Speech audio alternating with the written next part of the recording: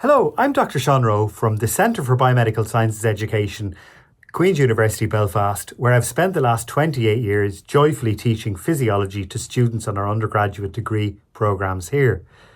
I'm delighted to introduce my Paton Prize Lecture review, Gordon Holmes and the Irish Spirit of Adventure, Lessons for Modern Thinkers. It's a research question that was first posed to me in 1991 by my late great Professor Kevin Brannock from University College Dublin, who was a great scholar of the history of medicine. The question thus set was, what was an Irishman, educated in Trinity and then by the German neuroanatomists, doing on the Western Front in 1915, and how did he achieve so much in 3 short years?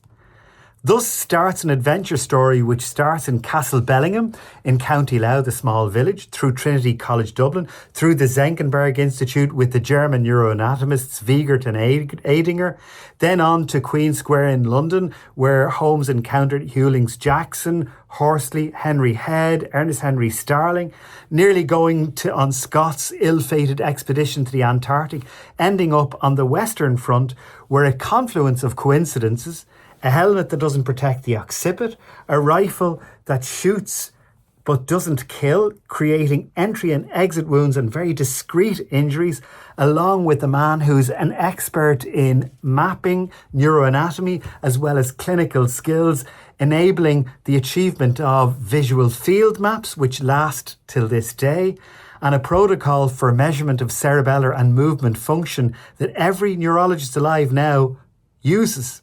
Ode to Holmes. So, huge achievements. He changed neurology effectively. He was editor of Brain from 1922 to 1937, influencing Walsh, Penfield, Critchley and Denny Brown, and is said to have started the science of neurology in the US. He speaks to modern interdisciplinarity in that he didn't hide himself in silos of particular disciplines, functioning as a pathologist, a neuroanatomist, a physiologist, a clinician, almost in the same paper. Really fascinating stuff. He also speaks to a legacy of reconciliation in Ireland, where we embrace both the nationalist tradition and the tradition where 5,000 Irish doctors went to fight alongside the British in the First World War, something which has been alluded to by our very own Taoiseach. So I'd urge you to read it. It's an excellent adventure story, even though I say so myself. So thank you very much for listening.